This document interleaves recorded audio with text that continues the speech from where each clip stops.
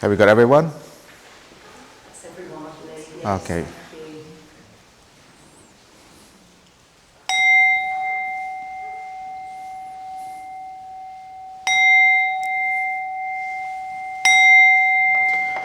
Right, good morning everyone. Good morning. How are you today?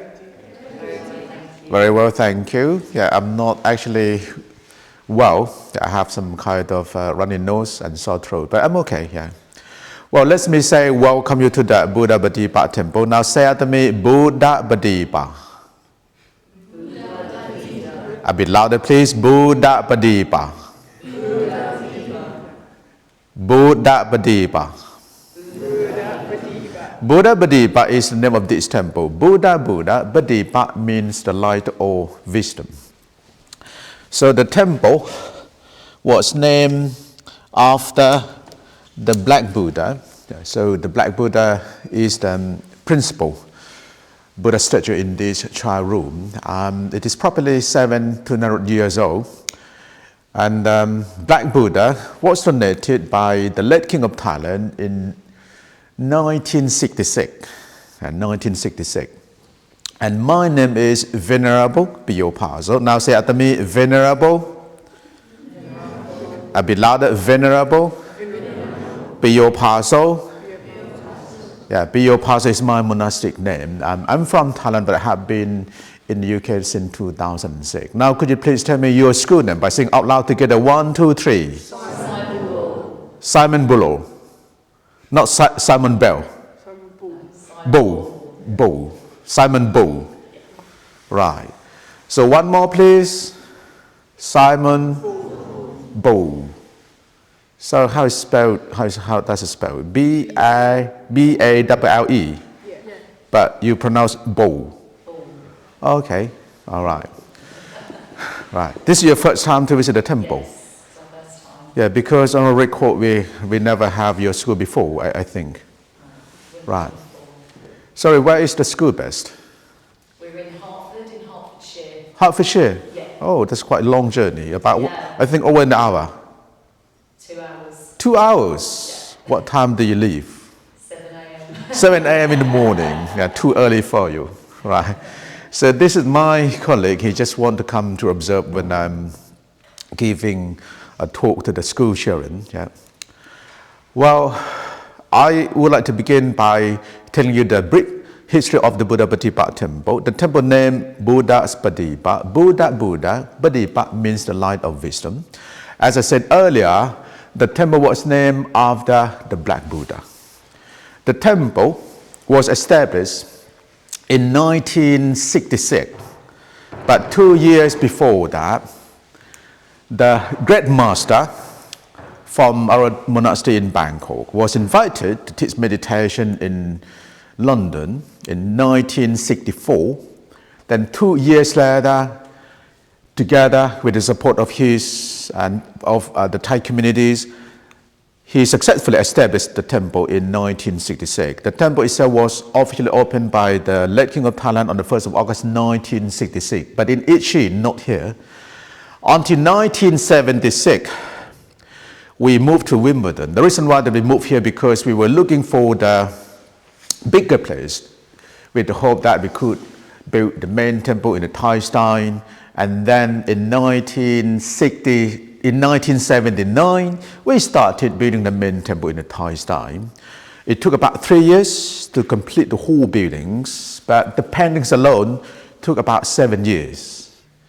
At the moment, there are 15 monks, but after the end of the Buddhist land, and many of them have gone back either to Thailand or to European countries. I'm myself taking sabbatical. Yeah, I think you know the word sabbatical. You know the word sabbatical? We know what sabbatical is, guys. Yeah. Yeah? Well, I'm taking a break from the monastic from the monastic duty in this temple because I'm doing my PhD. Yeah, I'm still working hard on it. Well, at the moment there are 15 resident monks. On daily basis, we eat and we do morning chanting at 6 here at the main temple. And then we normally have breakfast at 7:30. After breakfast, then monks are free, but we are not actually free. It depends on what need to be done. Then at 11, we eat lunch together. Now we eat lunch from the bowl. So we put everything in the bowl. This is the traditional way of the monk's lifestyle. We put everything in the bowl. Yeah, dessert, rice, curry, fruit, vegetable in the bowl and eat from the bowl. Then at 6 p.m. we do the evening chanting. Yeah, I'm gonna show you how we do chanting later. In our trial room, there are basically Buddha statues. There are 4, in fact 5. Yeah, we recently have got this black Buddha. There are 5 Buddha statues. 1, 2, 3, 4, 5. So that Buddha statues look different from other statues. For example, this one and this one. And these 2 are the statues of the chief disciples of the Buddha. The Buddha statue normally comes with the crown on top of the head. That symbolizes his wisdom. But in fact, the Buddha was a human being. He didn't have the crown on his head.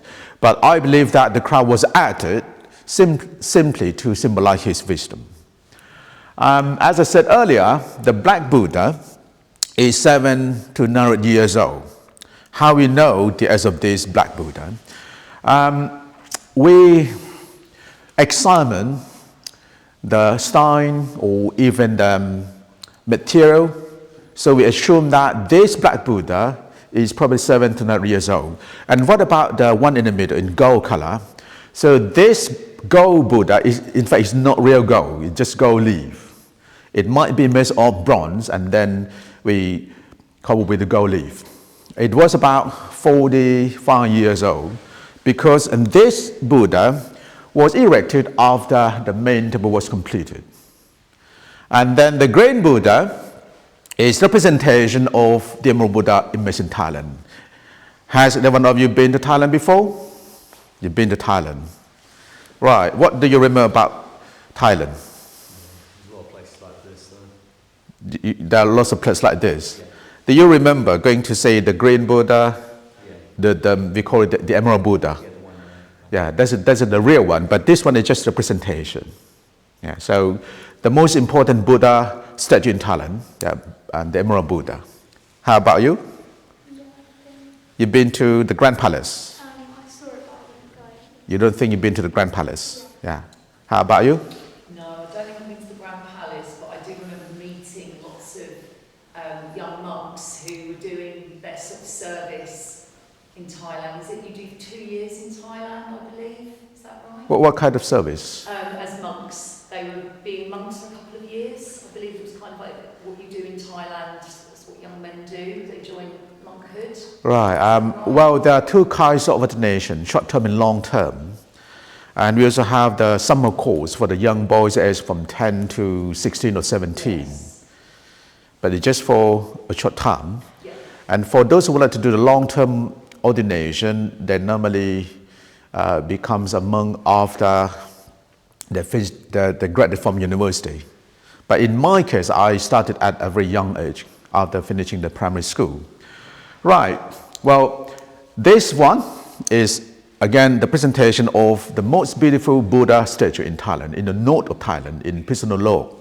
And this one was brought from India. So the craftsman in India carved a black stone in the Buddha shape, and to make a copy of the black Buddha in Nalanda. So, and this black Buddha is believed to be derived from the black Buddha in Nalanda. You know that Buddhism originated in India, right? Well, apart from the Buddha statues, we have lots of ornaments, but basically we need to have candles. The candles are presenting the teaching. Yeah, I'm gonna light, yeah. When we light candles, we get the light So before we begin any ceremony or services, we would light candles and 3 incense sticks. The 2 candles are presenting the Buddha's teaching, Dhamma and Vinaya. Dhamma means the teaching, Vinaya means the discipline. And what about the 3 incense sticks? They are representing the 3 virtues: compassion, purity, and wisdom. Now could you please say after me, compassion, louder please, compassion, purity, wisdom. Again, compassion, purity, wisdom. Again, candles are presenting Dhamma, teaching, Vinaya, disciplines. Vinaya refer to the monastic codes, rite and ritual. As a Buddhist monks, we need to observe at least 227 precepts.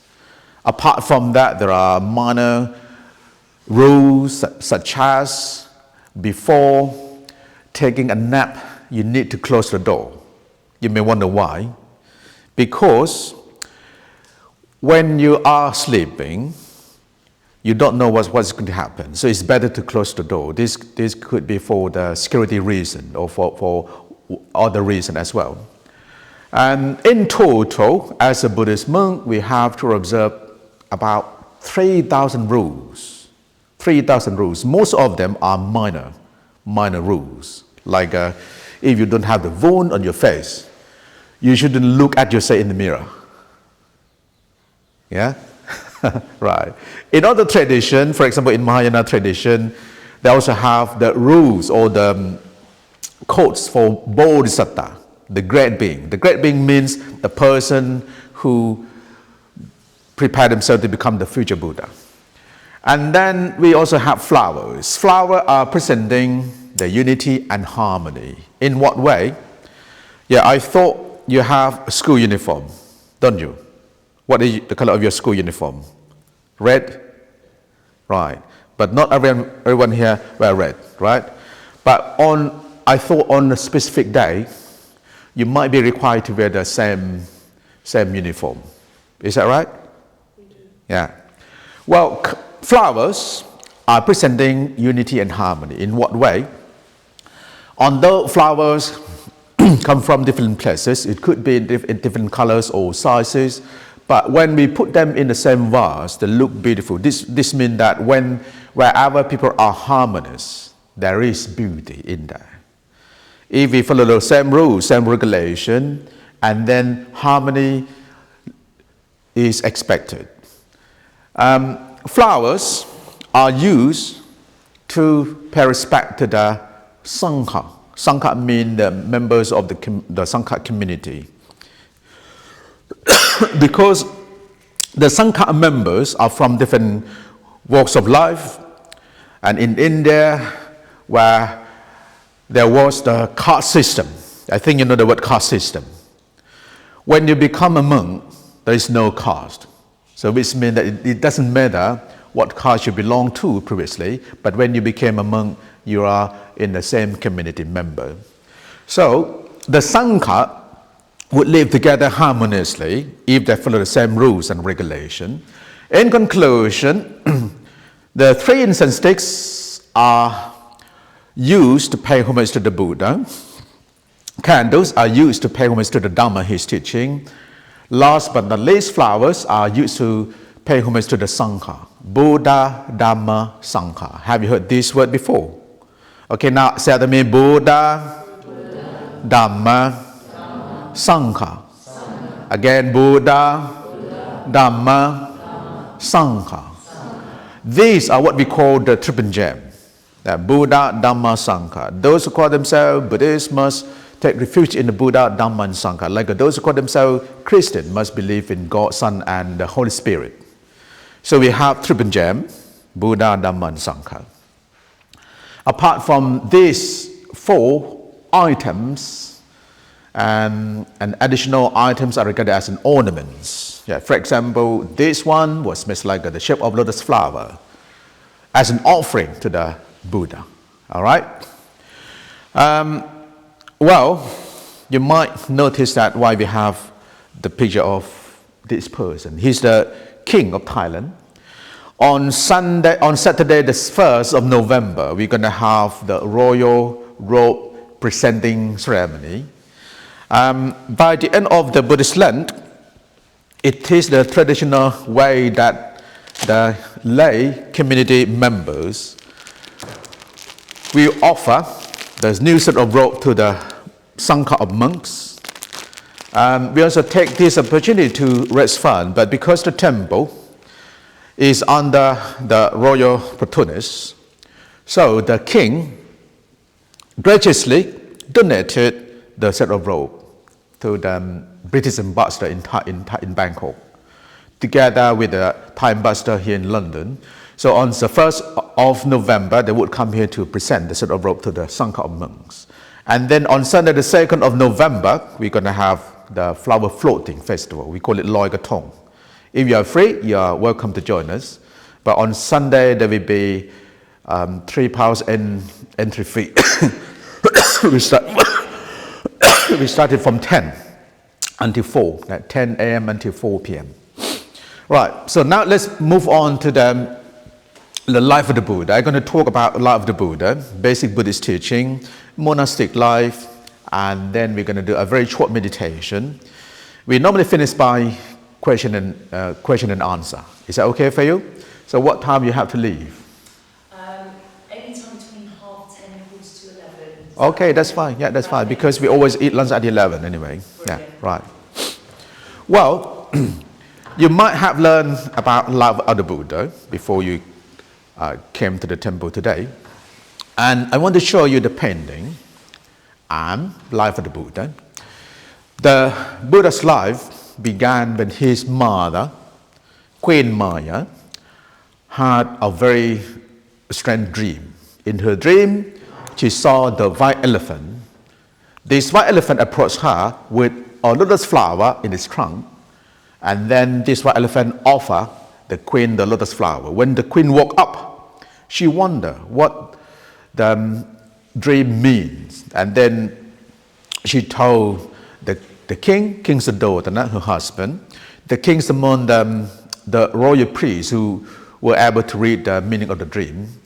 The royal priests conclude that this dream could mean something amazing in the future, which means that the queen could be pregnant with the great child. Later on, the queen was pregnant. When she knew that the birth of the child was almost still, according to an ancient Indian custom, women prefer to go back to give birth at their parental home. So she asked for the permission from the king in order to set out the journey to go back to her parental home, but she had to stop at the park called Lumbini. Yeah, say it out to me, Lumbini. Again, Lumbini.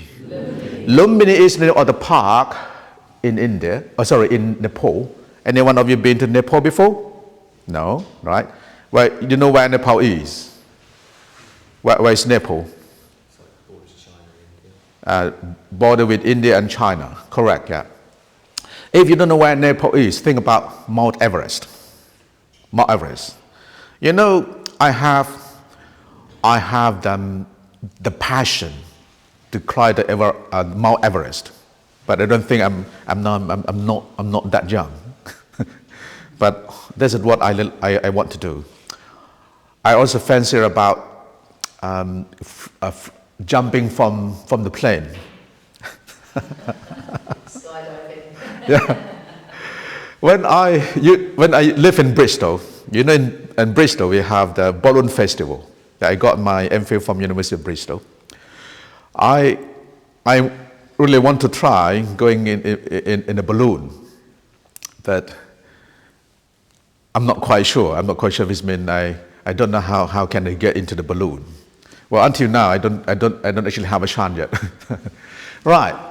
Well, the queen gave birth to the prince under the tree at the park called Lumbini on the full moon day of the 6th lunar month, approximately in 623 BC. I think you understand what the word BC stands for, before Christ, 623 BC. So please note this is the approximate date. After the prince was born, and then there was a naming ceremony. Anyone can tell me the prince's real name? Have you learned about that? Sorry? That's correct. Siddhartha. Yeah, his first name Siddhartha. Kodama is his clan name or family name. The prince was named Siddhartha, which means a person whose wish is always fulfilled. A person whose wish is always fulfilled, or a wish fulfilled. But it was very sad that when the prince was only 7 days old, what's happened? Of course, someone died. Who died? Anyone can tell me who died? The mother. That's correct. The queen died when the prince was only 7 days old. It was very sad, wasn't it? Very sad. Yeah. Imagine if you are only 7 days old and then your mom died. Life is hard. But luckily, the prince has been looked after by his aunt, who was also his stepmother. Until he was 7 years old, and then he was sent to the school. He finished the school when he was 16 years old, and then he got married to his beautiful cousin. Her name was Princess Yasodhara. The prince and his royal consort had lived together in 3 luxurious palaces for 13 years, until one day the prince was wondering about the world outside, how the world outside was like. So he had a city tour. While he was on a city tour, he saw what?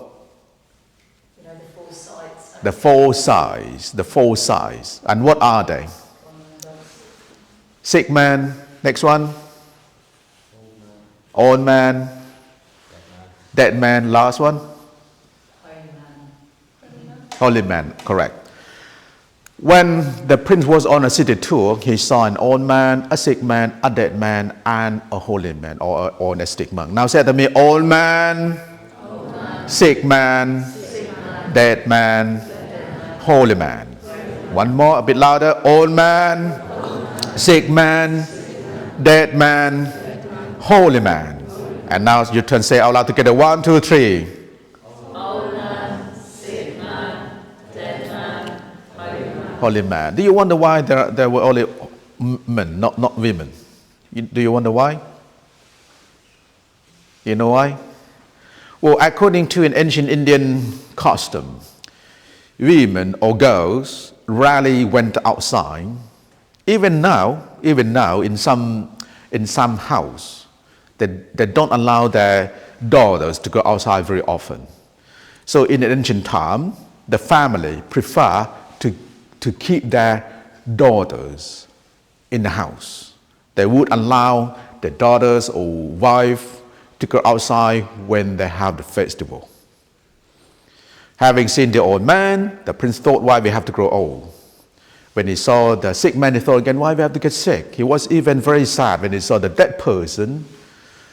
He thought, why we have to die? There must be the way to solve this problem, the way to stop this circle, but dead oldness and death. Eventually, when he saw the ascetic monk, he asked his personal attendant, so what the holy man, why this person leave the world? Oh, these people were searching the truth of life.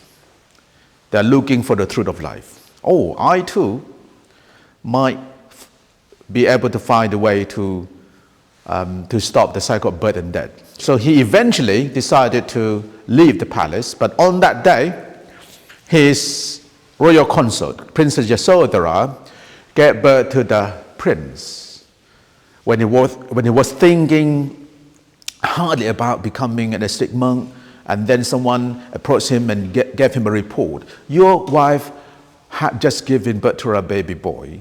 The prince immediately exclaimed, Rahulang Chadang. Rahulang Chadang is Pali language. Rahulang Chadang means responsibility has occurred to me. Responsibility has occurred to me. You know why he said that? Yeah, when you become a mom or a dad, that means you have responsibility. You have to be responsible for your child. It was very difficult for the prince to leave the palace, to leave his wife and his newly born son behind. But he decided to leave the palace in order to become a monk because he wanted to come back and save everyone. He did not want everyone to go in the same circle again, birth, old sickness, old age, and death. So the prince left the palace when he was 29 years old, and then he worked very hard for about 6 years until the full moon day of the sixth lunar when he was 35 years old. He achieved enlightenment. And if you look at this, you can see this happened when the prince worked very hard. He tortured himself by eating very little, by holding his breath for a long period of time. And the reason why the prince did this, because in an ancient time, people believe that through self-mortification, self-mortification means that you torture yourself, you might be able to achieve an enlightenment. But the prince was wrong, because when you torture yourself, it just gives you more suffering. So it couldn't lead you to the enlightenment. So when he changed to focus on the mind training on the full moon day of the sixth lunar month, could you please turn around? I want to show you this painting. Right. Well, this happened before the prince achieved enlightenment. If you look at here, what is this? The Mona Lisa. Any one of you been to the Louvre in Paris? Many of you? Not everyone. I've been there twice. Yeah, I think you have heard about the recent burglary in the Louvre. Yeah. Well, I've been to Louvre and saw the Mona Lisa, but it looked very tiny. Yeah, very tiny. Yeah, at first, before I went there, I thought it was large, but the real one, the real painting of Mona Lisa is quite tiny. Well, and the reason why that we have the Mona Lisa here, according to the artist, I asked one of the artists, and why you have the Mona Lisa here? He simply said that, well, and even the Mona Lisa won't last forever. One day, the Mona Lisa will be destroyed or disappear from this world. It symbolizes the teaching of impermanence. We also have rocket, sniper, satellite somewhere. This is the satellite. Yeah. Well, in conclusion, before the prince became enlightenment, and there was the king of evil, or Mara, came to attack the Buddha to be. He wasn't the Buddha yet, so I call him the Buddha to be. But with the help of the goddess of earth, who reigns from her hair, which flooded away the army of the king of evil. So they were all defeated, even the 11 whole white flags, which symbolizes, what does white flag symbolize? Surrender. Yeah, surrender. Here we also have the Thai aircraft, the Apollo 11. You may notice that there are two big eyes. And when people are extremely angry or furious, they are blind, because when we decide to do something, when we are still in angry mode, you could make a mistake. So this means that people are blind when they are angry. On the contrary, if you have the positive attitude, then your eyes tend to be radiant. Yeah? After this event, the prince became enlightened and known as Buddha. The word Buddha simply means the awakened one or the enlightened one. And then he started teaching the people. Okay, could you please turn to your right? Look at this one. I told you earlier that the monks traditionally eat from the bowl. This is the way that the Buddha ate his food. The lay people would offer food to the monks, and then the monk would choose the food that they could eat and put everything in the bowl and then eat from the bowl. He had been teaching for 45 years. Now look at this one. Look at this one. Until the full moon day of the sixth lunar month, approximately in 543 BC, the Buddha laid down under the twin sala tree. It was time for him to leave this world. The monks were very sad. There was one monk who was actually the Buddha cousin, and who also worked like the Buddha secretary or assistant, and his name was Ananda. So Ananda, who has been looking after the Buddha for 25 years, he asked the Buddha, who will be our teacher when you die? The Buddha simply replied, the teaching, the discipline I have taught you will be your teacher when I'm gone. So the Buddha did not actually appoint anyone as successor. We don't actually have the supreme leader. I have the question from non-Buddhists, what about His Holiness Dalai Lama? Well, His Holiness Dalai Lama is the leader of one Tibetan tradition. He's not the leader of all Tibetan tradition. There are many sub-schools in each branch of Buddhism. So this means that although the Buddha has passed away a long time ago, over 2,600 years ago, but his teaching and the Vinaya, the discipline, are still practiced, which means that the Buddha is still alive in this sense. There was one man who came to see the Buddha just before he passed away. So this man was a mendicant. A mendicant means a person who begged for food to live alive. His name was Supada. When the Buddha was still alive, he asked the Buddha some question, and eventually he was allowed to be ordained as a monk. So he was the last disciple of the Buddha. And who was the last disciple of Jesus? I can't remember. I think there is one who is the last disciple of Jesus. Yeah, I can't remember. Yeah, okay, just forget it. Right, later on, this person became a monk, and he was regarded as the last disciple of the Buddha. And the Buddha was born on the full moon day of the sixth lunar month, approximately 623 BC, became enlightened in 588 BC, and then passed away in 543 BC. So we start counting the Buddhist era after the Buddha passed away. This year 2568. 2568, which means that the Buddha passed away for 2,568 years ago. Okay, last painting that I want to talk about is this one. And this painting depicts the event when the Buddha went to the heaven.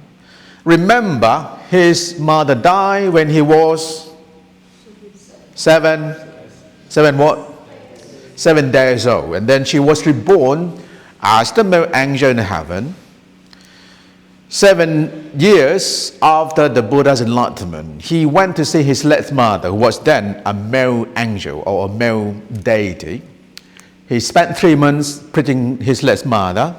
Then he returned to the earth. He was accompanied by the Brahma god, by the members of the angels, and one of them is in green because he's the king of Tavatimsa heaven. He's like the king of angels. And on that day, everyone, including those who were in hell, were able to see its order. Human beings were able to see what happened in hell. Yeah? So this painting simply tells us about the Buddhist cosmology, or the Buddhist belief in life after death. After we die, we either go to heaven or hell, or even come back to be born as a human being. This really depends on your action, on your karma. In Buddhism, going to hell, heaven does not depend on your belief, but it depends on your action, on your karma. If you're a good person, you have your place in heaven. If you commit bad deeds, because of that bad deeds, you might go to hell. Here, the artists even include many important places like the House of Parliament and the Taj Mahal in India. They even have the late Prime Minister, Margaret Thatcher here, yeah? And then Charlie Chaplin. I don't know if you know Charlie Chaplin. I think in your age you might be familiar with Mr. Bean. You know Mr. Bean, right? Mr. Bean, right? But I'm not sure if you know Charlie Chaplin. You know Charlie Chaplin? He was a comedian. He was a comedian, right? And many artists even put themselves on this painting. Yeah. Later, you can come and take a close look. So any one of them who doesn't look like the cartoon character, if their face look like real human, and that could be the artist. Okay, I finished with Lord Buddha. Now let's move on to the monastic life. Yeah, monastic life. In the Buddhist countries, boys can become a novice monk at the age of 7. But in Thailand, before the boys are allowed to become a novice monk, they must complete the primary school first. Like in my case, I became a novice monk in 1988 when I was 13 years old. How old are you now? 15. All of you are 15, 14? Who is 15? Hands up. 14? Okay, right. I became a novice monk when I was 13 years old, and for 7 years as a novice monk, and then in 1995, I received a high ordination as a monk. If you're under 20 years old, you can become a novice monk. And you may wonder, what about girls? If girls can become a novice monk. And we have nuns in Thailand, but in an ancient time, in the Buddha time, we did have the female novice monks. Girls from 7 years old can become a novice monk. If you're at least 7 years old, you are allowed to become a novice monk. Like the Buddha's son, Rahula, who was the first novice monk, and he ordained as a novice monk at the age of 7 years old after the Buddha returning to his kingdom. As I said earlier, there are two kinds of ordination, short-term and long-term. I think you just met one boy who just disrupted this morning, and because yesterday, and we had the cremation ceremony for his relative, because he respect the deceased as his granddad. So in order to do something in favor to support his granddad's future life, he became a novice monk yesterday, and then today he disrobed. So this is what we call short-term ordination. We have short-term from 1 day, 15 days, 1 month, or 3 months. But for those who would like to join the monastic life in the long term, like myself, you can stay in the monastic life for up to 1 year, 2 years, even for the rest of your life. But it doesn't mean that you have to be a monk for the rest of your life. One day, if you're unhappy, for example, if I'm unhappy, I want to leave. I want to stop being a monk. I want to get married. I want to have family. I'm free to leave anytime. So this is what we call long term. As monks, we have two major tasks. Two major tasks. What are they? Learning, teaching, administrating, and meditating. So learning, teaching, maintaining the teaching is what we call kantatura, the task of maintaining Buddhist teaching. The second task is to put the teaching into the practice, to practice meditation. Okay? As a monastic, we are celibate, which means that we are not allowed to have the lay life. For example, you can't have boyfriend or girlfriend, but if you would like to do that, you have to stop being a monk first. Yeah. What else? On daily basis, especially in Thailand, in the Buddhist country, we would go with the alms route. So we have the alms route, to go with the alms route to collect food from the lay people. Many non-Buddhists understand or misunderstand that all the monks are vegetarian. And this is wrong, this is misunderstanding. I'm not a vegetarian. Some monks may be vegetarian. Not all Buddhists are vegetarian. You may wonder why. Because as a Buddhist monk, we rely on the support from other people. We can't simply demand, oh, I want this, I want that, I want pizza, I want KFC, I want McDonald's. Yeah, I don't like McDonald's. I sometimes have KFC. What's your name? Even, yeah, even. The monk can name the dish if they are invited to name the dish. For example, if Even said, well, Venerable, I would like to offer you some special dish. Simply tell me whenever you want something special. In that case, I can tell Even, okay, Even, could you please get me KFC? So monks are not supposed to name the dish. They can name the dish, they can demand something from their relative or from someone who previously invited them to name the dish. In Mahayana tradition, most monks are vegetarian, but not Tibetan monks. Yeah. At first, I thought that all Mahayana monks are vegetarian, but this is not true. Only Chinese Buddhist monks are vegetarian, or Vietnamese. Vietnamese are strictly vegetarian, but not Tibetan monks, because in Tibet, it's not easy to grow vegetable. So monks have to eat meat, especially, yak. Yeah, and the animals that normally live in a high mountain. Right. Monks in different tradition may have different manners rules. For example, the color of the robe. In our tradition, this is our style. But in Mahayana tradition, you might be familiar with the Chinese monk or the Kung Fu monk, the Shaolin monk. And I often have someone ask me the question, are you able to perform Kung Fu? I said, no, we are not from that tradition. So we are not from Chinese tradition. So we won't do Kung Fu, but we do Thai boxing. Thai boxing. Right, now let's move on to the Buddhist teaching. For 45 years, the Buddha has been teaching. His teaching could be summarized into 3 major principles. Don't do bad thing, do only good thing, and then purify your mind. These are what we call the 3-fold training. Don't do bad thing, do only good thing, and then purify your mind or cultivate goodness in your heart. Now say after me, don't be bad. Don't be bad. Be good. Clean the mind. Again, don't be bad. Be good. Clean the mind. I sometimes tend to don't do good. Don't do bad. Don't do bad, do good, clean the mind. Yeah? Okay, now say to me, don't do bad, do good, clean the mind. Right. Right, I want you to do some exercise. All right, when we say don't do bad, we do the hand like this. Okay, after me, don't do bad, do good, clean the mind. A bit louder, please. Don't do bad, do good, clean the mind. When we say don't do bad, you try to stop someone. Oh, that's not good, so don't do it. No, don't do it. When you agree, when you approve, yeah, you can do it. Yeah, you can do it. Clean the mind is like we pull it very hard, but in fact, we can purify the mind, clean the mind through meditation practice. Now we're gonna practice together before we have the test. All right? Words and action together. 1, 2, 3. Don't do bad.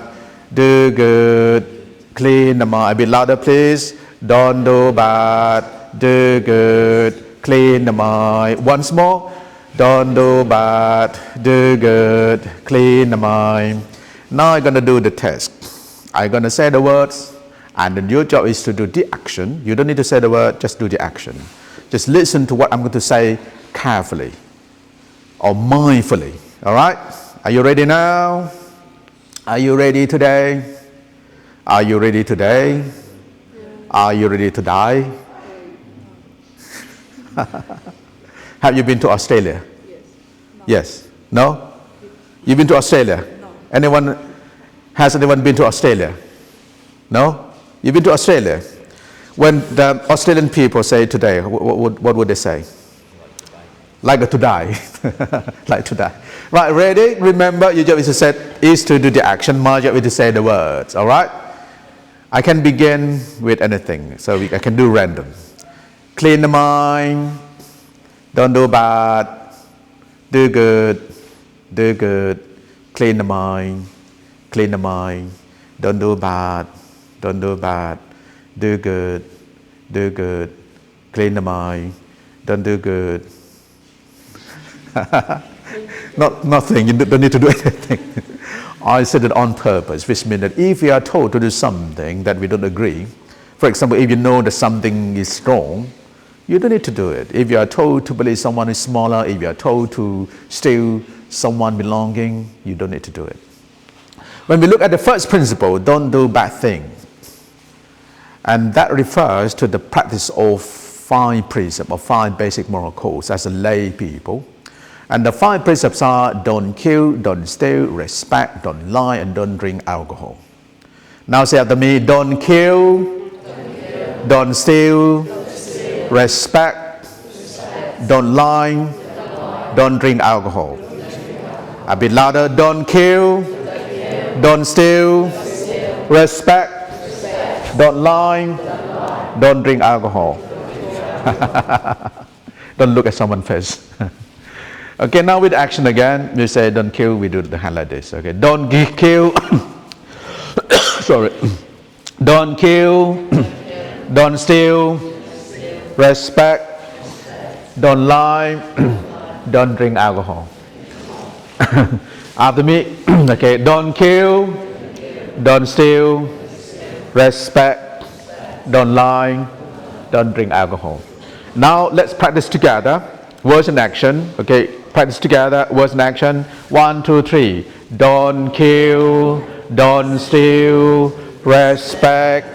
Don't lie. Don't drink alcohol. One more practice. Okay, 1, 2, 3. A bit louder. Don't kill. Don't steal. Respect. Don't lie. Don't drink alcohol. Now we're going to have another test, but this time it's my turn to do the action, and then your turn is to say the words. Hands on your lap and look at my action. All right? Look at my action and say the words accordingly. Are you ready?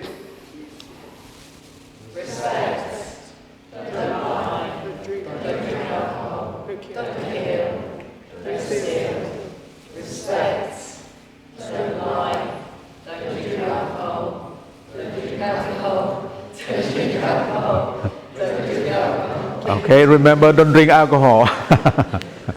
Although we say don't do this, don't do that. In Buddhism, the 5 precepts or 5 basic moral codes are not like they are not actually the same like the 10 commandments, because you still have a choice. We simply explain to you, for example, if you drink alcohol and then you are drunk, if you are drunk, should you drive or not? Should you drive while you are drunk? Drive. No. You know why you shouldn't drive while you are drunk? You can crash, right? So, in Buddhism, we simply say, if you do this, what is going to happen to you? You love your life, other living beings also love their life, so we shouldn't kill other living creature. Right, what about the second principle, be good or do good? There are many good things we could do either at home or at school. At school, you can simply do the good thing, for example, to hold the door for someone, or to put the rubbish in the provided bin, or even when you travel by the public transport, you can offer your seat to the disabled people or to the less able people, like the pregnant woman or even the elderly people. And then the last one, cultivate mindfulness or purify the mind. We're going to try a very short meditation now. But I want to make it clear, meditation is not a kind of prayer, because during meditation we don't actually pray. We don't pray to any God. We simply exercise our mind by observing our breathing, the breathe in and breathe out. We observe it. It is the way to exercise the mind. It is the way to cultivate mindfulness. Meditation has many full benefits. Yeah. For example, if you have a problem with short memory, meditation can help. Meditation can develop a better focus. I think you know Novak Djokovic. Yeah, Novak Djokovic. And who is Novak Djokovic? Who is Novak Djokovic? Tennis player. I thought in 2013 he came to stay next door. He rented a house next door. And then almost every day he came to meditate here in this main temple, or he spent an hour in the ground. He did mention during his interview that he meditated on regular basis. He made it clear that he's not a Buddhist, but he liked to meditate, because meditation can keep him focused on what he's doing, especially when he plays tennis. He said that he just focused on the match, on that match. He don't actually think ahead. Right, now let's try meditation. Okay, please sit in cross-legged. Both hands on your lap. Yeah, right hand on top of your left hand like this. And then keep your body upright. Close your eyes. Relax the body and mind. When you close your eyes, make sure that you do not pressure your eyes. Simply close your eyes the way that you're about to sleep. but stay awake. Now breathe in and breathe out normally. Normally it means no one should hear you breathing. Breathe in, breathe out normally as you do in your daily life. Breathe in, breathe out, you may count 1. Breathe in, breathe out, you may count 2. Breathe in, breathe out, you may count 3, and keep counting. And no worry if you lost counting. Then you can start over again. Breathe in, breathe out, count 1, and keep counting. If you are distracted, simply acknowledge it and let it go. And bring your mind back to your breathing. Breathe in, breathe out, normally as you do in your daily life.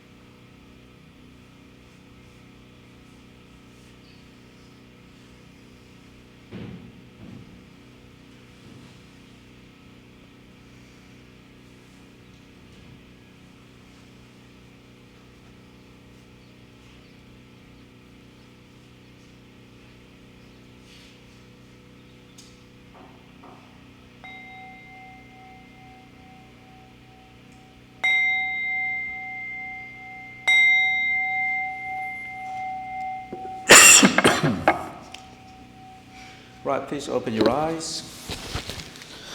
We just try a very short meditation. If you like to meditate, you may try on your on your own at home.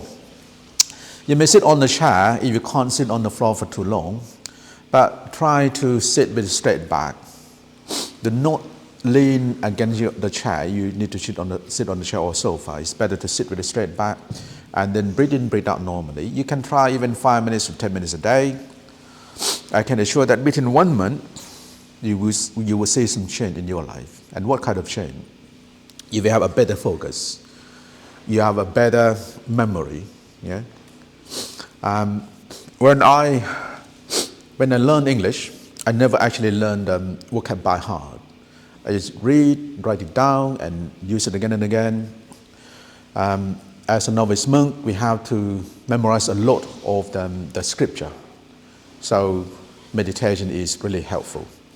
Now, question time. If you have any question, okay, simply raise your hand up. The question? Oh, okay. Come on, guys, I'm sure we've got lots of questions.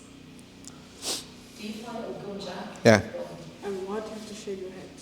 Sorry? Why do you have to shave your head? Well, and we follow the Buddha, we follow the Prince's footstep. And because when he renounced the world, when he made a vow to become a strict monk, the first thing he did was to cut off his long hair. If you turn around, you can see it looks tiny. In fact, shaving hair symbolizes letting go. Letting go, because we don't need to worry about washing your hair on a regular basis. Of course, we use shampoo. I don't know how much you have to pay for having a haircut now. I think 15, 20 pounds now. 24 quid. 25, yeah. But as a monk, we just shave our head out by ourselves. But as I said, it symbolizes letting go. You don't need to worry about your hairstyle. Next question, please. As you said, you believe in like heaven and hell. How does that work? Sorry? As you said, you believe in the afterlife, like heaven and hell. How does that work with the cycle of samsara? Well, samsara means the cycle of birth and death. It has no beginning, but it has the end. We never know when this life begins because it's like a cycle. But because of our good or bad days, so we were born human being even as an animal. So in the long cycle of birth and death, we experience both suffering and happiness. And at the same time, we cultivate both good and bad deeds. The bad deeds will lead you to the heavenly planet or even to be born as a human being. And then the bad deeds will lead you to be born in hell. For the modern interpretation, hell and heaven can be experienced here and now, which means that when you are in agony, when you're in suffering, when you're in pain, that is actually you're in hell. Wherever you are happy, you are in heaven. Yeah? When you're happy, you say, I'm over the moon. Although you haven't been to the moon, but you say, I am over the moon. Yeah, that means you are happy. So to me, heaven and hell can be experienced here and now in your heart. All right? Next question, please. Is there anything you missed from life before you became a mum that you're not able to do anymore? Well, as a boy, I like playing football. I like killing desert.